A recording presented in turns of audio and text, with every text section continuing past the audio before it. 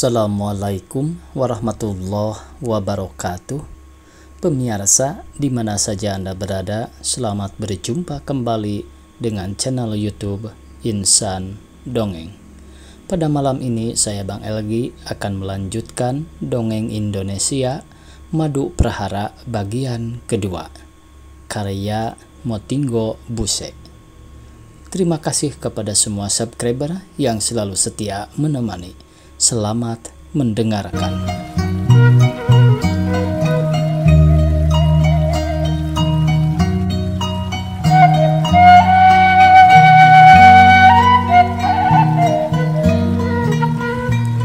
Bohong, kalau kau cinta kepadaku, malah kau menyakiti hatiku. Cuma karena soal Samingun atau menampar ibu? Ya, soal Samingun dan ibu dan soal sebelumnya. Aku terdiam sebentar menahan napasku, kemudian karena Bapak diam-diam, seperti untuk diriku sendirilah kuucapkan, "Karena kau anakku, Bas." Jawab itu perlahan. Ya, karena Bapak adalah Bapakkulah, maka soal itu kucampuri.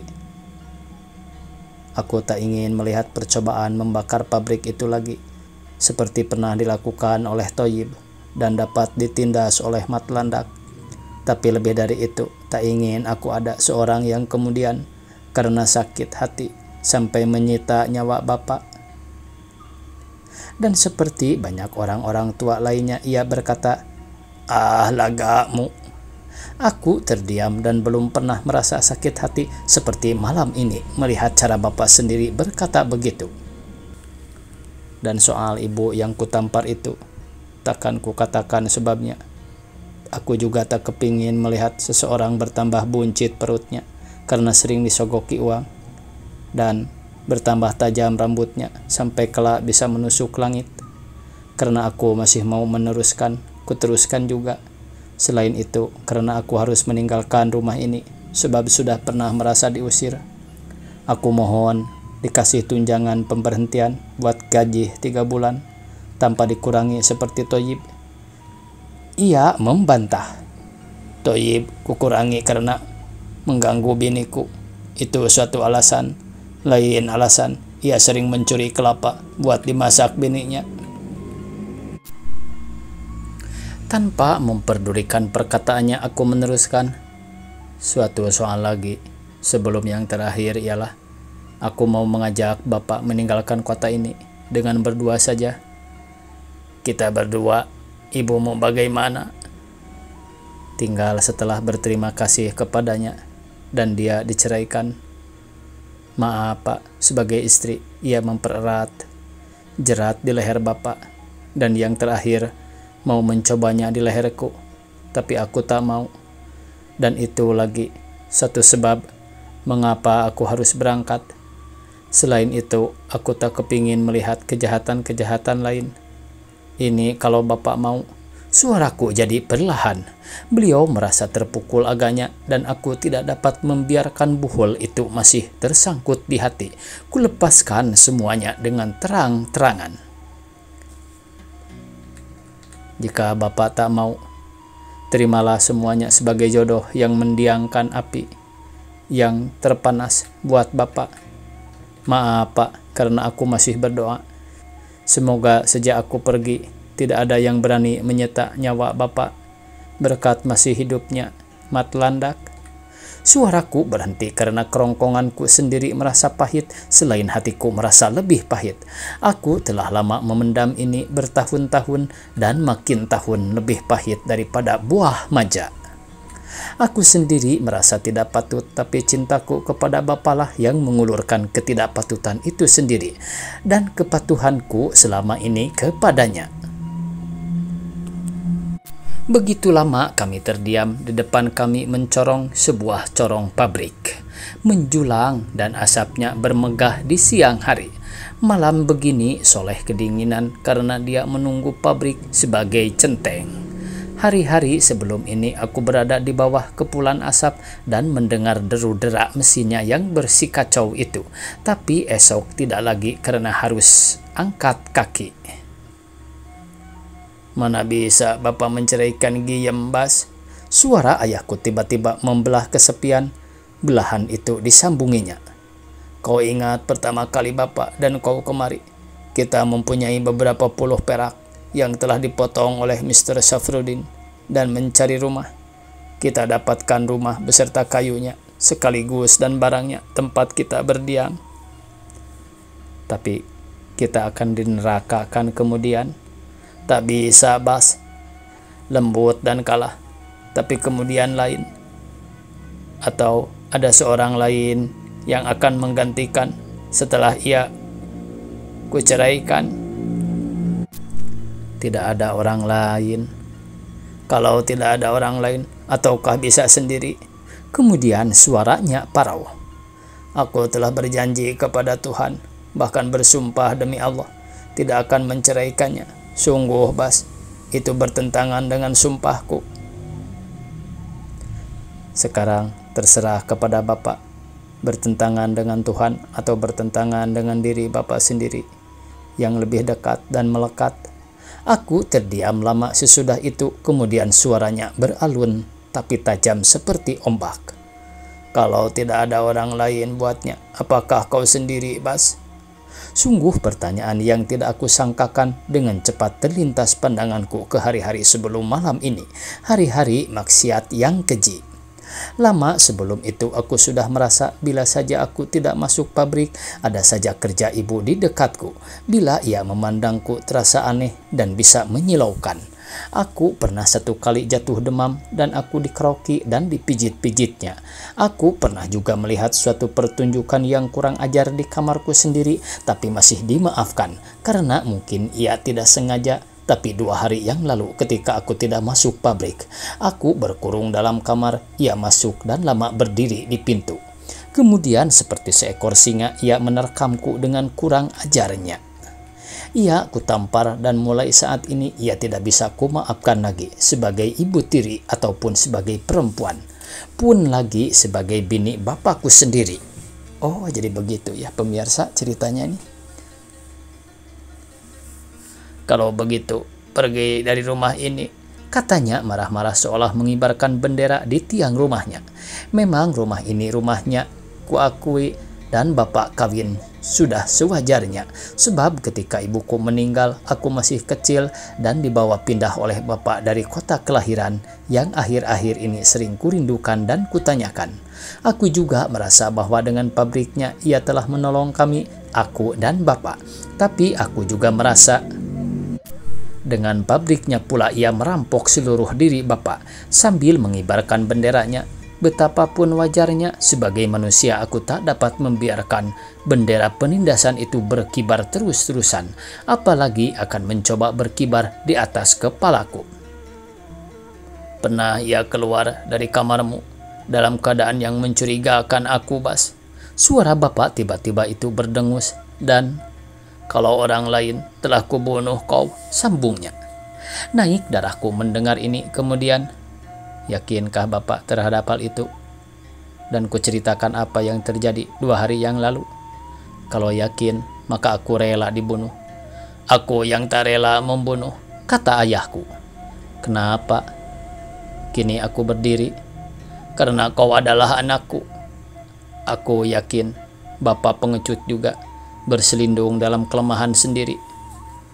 Belum pernah aku melihat ia berdiri setegap itu, matanya pun jadi liar seperti mau makan orang, memakan aku tapi kemudian lemah. Kalau kau tidak sedarah dengan ibumu, bukan si Giyem, ibumu almarhum, tentu kau telah kubunuh. Kemudian ia meneruskan dalam peluh tetes. Aku tidak mau membunuh 2 orang sekaligus dalam satu aliran darah. Dan aku merasa sesuatu yang aneh mendengar hal ini. Satu darah? Tanyaku. Karena aku pernah membunuh ibumu dahulu, Bas. Ia tertunduk kembali ke kursi malas seperti ada yang menekan perasaannya. Membunuh dengan meninggalkan belati di dadanya dan membawamu sampai akhirnya kita jatuh di sini.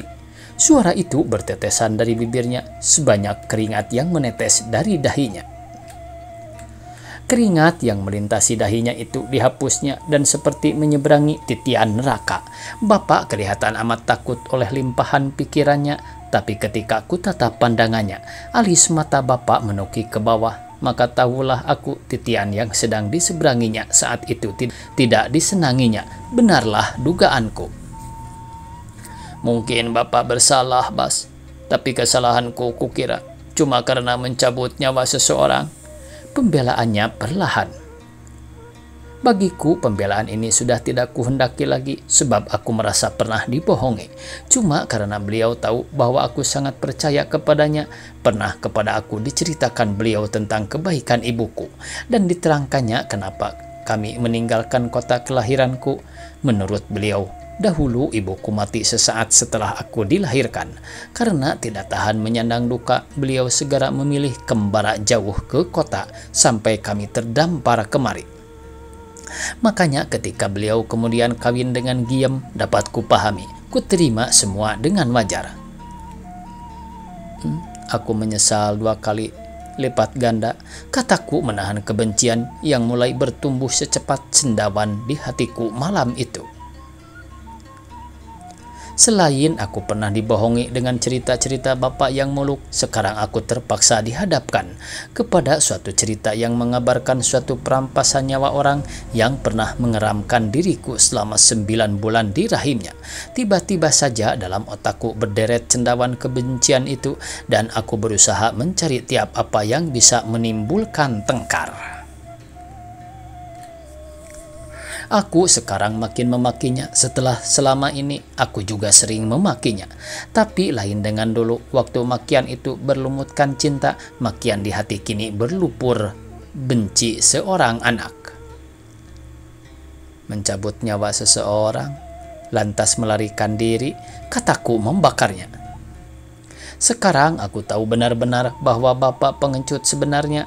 Bakaran itu kuharap dapat menyala di dadanya yang mulai rontok. Dari dulu aku seperti juga anak-anak yang ditinggalkan ibunya semasa kecilnya, merindukan punya ibu yang sebenarnya. Sampai Bapak kawin dengan Giem saat aku mulai menanam kasih sayang kepada perempuan ini. Dan kemudian aku bertemu dengan sesuatu yang tiada tersangka karena kasih sayangku bersirobok dengan kebinatangan perempuan yang harus. Ketika aku mulai merasa kering habis-habisan, terasa kepingin ke kampung yang lama, juga kepingin menziarahi kuburan ibuku. Aku tidak akan maafkan Bapak, kataku kemudian memutuskan. Malah sebaliknya, kataku menambahi. Mata tua itu memandangku amat kuyu, mata yang minta dimaafkan, tapi juga mata yang seringkali membenarkan kata-kata sendiri, juga di saat ini. Tapi aku benar-benar sayang kepadamu, Bas. Buktinya kau kubawa. Suara yang mengharapkan balasan jasa itu malah tak kuperdulikan. Aku akan menceritakan yang sesungguhnya suatu kali, kata bapakku. Lalu pergi ke halaman dengan langkah yang berat. Dengan memangku tangan, beliau tapakur sebentar, kemudian memalingkan pandangan ke arahku. Aku balas pandangan itu dengan geligaman dalam gigi. Kau marah kepadaku, nak? Tanya beliau mendekatiku di pintu. Aku tunduk karena suara itu menyampaikan permintaan maaf yang benar-benar tulus membias ke hatiku. Sekonyong-konyong air mataku titik. Kau marah kalau aku membunuhnya karena aku amat cinta kepadanya. Suara itu makin keras. Kau memang keras hati, seperti aku masih semudamu, sambungnya. Kutinggalkan tanah Manado untuk melihat Sumatera yang sering disebut-sebut oleh bapakku yang berpangkat Marasose. Dan bila aku terlempar ke sana, aku jadi benar-benar cinta dan sempat mencintai seseorang dengan setulus hati. Karena tak rela melepaskannya tanggung-tanggung, maka aku membunuhnya. Patah suara itu dalam tangisnya yang bimbang. Kutinggalkan pohon-pohon kelapa Manado dan kupetik kelapa di tanah Sumatera, karena aku akan meminum airnya. Suara itu kembali menyapu dan menimbun jurang di antara kami. Heran, seperti sudah rata bumi tempat kami saling berpandangan saat itu. Bahkan jurang dalam yang mempersirobokan kami dalam bentuk kata dan hati beberapa saat sebelum ini. Berombak seperti ombak suara Bapak, ombakan yang beriak jauh-jauh. Memang ketika ku pandang matanya, aku merasa bahwa mata itu tidak memandangku. Sesaat setelah beliau menoleh ke kiri, suara Bapak minta izin. "Sebentar kulihat Giem," katanya. "Akan kuceritakan semua malam ini." Lalu ia pergi. Ketika ia pulang kembali, suara bimbangnya menyusul. "Giem pergi menonton dengan Ipah, tentu film India lagi," kata beliau sendiri sambil duduk di kursi malas. Diusapnya dadanya sebentar, kemudian ditelannya napas tua dan lelah panjang-panjang. Ketika itu aku duduk mengambil kursi rotan sehingga kami sejajar ke muka. Bila begitu lama terasa kenapa masih diam, aku menoleh ke kiri dan melihat ayah memandang jauh. Jauh sekali seakan-akan tak terjangkau. "Manado kutinggalkan dalam umur 20, suaranya menderu. Dan Manado yang ditinggalkan itu bersama pula keingkaran pahit dalam hatinya sendiri. Setelah mencuri uang tabungan kopra dan pergi tanpa pamit. Banual memang anak nakal. Ia terkenal sebagai jago main bala di kampungnya Kema. Sehingga bila ada seorang bertanya siapa Banual itu, orang dapat tahu beberapa banyak gol yang dicetak. Ketika kapal memasuki pelabuhan Panjang di selatan Pulau Sumatera, ia melihat betapa lainnya pohon kelapa di sini dengan di Kema. Tapi suatu kali ia akan meminum airnya, pikirnya dalam hati. Dan bila sauh telah diturunkan, ia mau saja melompat ke tanah dan memijak buminya sekali. Seorang pegawai pelabuhan yang tinggi, hitam, berkumis, memperhatikan bungkusan bundar di tangannya. "Jeruk Betawi?" tanya orang itu. Banual berhenti dengan pandangan yang geli. Tersenyum ia. "Bola kaki," jawab Banual. "Tuan suka bola kaki?" "Ya, saya jagoan malah." Saya juga jagoan. Di kampung kami ada organisasi bola kaki yang kami beri nama Mars." "Di mana kampung Tuan?" "Kupang Kota, 9 km lebih dari pelabuhan sini." "Nantilah bersama-sama saya." Suara lelaki hitam itu rendah dan dengan rendah hati. Kesan pertama dalam percakapan itu, Banual merasa bahwa orang-orang Sumatera adalah orang yang diplomatis dan ramah tamah. Lelaki hitam itu pertama kali menanamkannya di rumah Jakaria. Kemudian Banual bermalam. "Kau tahu kenapa aku begitu populer di Kupang Kota saat itu?" tanya Bapak sambil berpaling kepadaku. Aku hanya menganga. Ketika itu permainan bola amat kasar. Bila negeri kita sekarang ini telah bermain halus, maka kukira Ramli dan Tamaela yang termasuk pemain-pemain kasar. Tapi saat itu lebih kasar lagi. Kau tahu Bas, kaki diinjak-injakan di umbun kepala orang adalah soal biasa. Aku ingat seorang pemain Kupang Kota yang populer bernama Selman. Populer karena main kasarnya. Leherku berapa kali diincernya biar patah. Tapi untuk memperoleh simpati dari orang, aku tetap bermain halus. Yang penting aku dapat mencetak gol banyak. Bapak terdiam agak lama. Kau tahu saat itu, gadis-gadis jarang yang mau berluang waktu untuk melihat pertandingan seperti gadis-gadis sekarang. Ia tersenyum sebentar, tapi senyum itu kosong. Waktunya habis pemirsa. Dicukupkan sekian, semoga esok kita bisa berjumpa kembali. Billahi taufiq wal hidayah. Wassalamualaikum warahmatullahi wabarakatuh.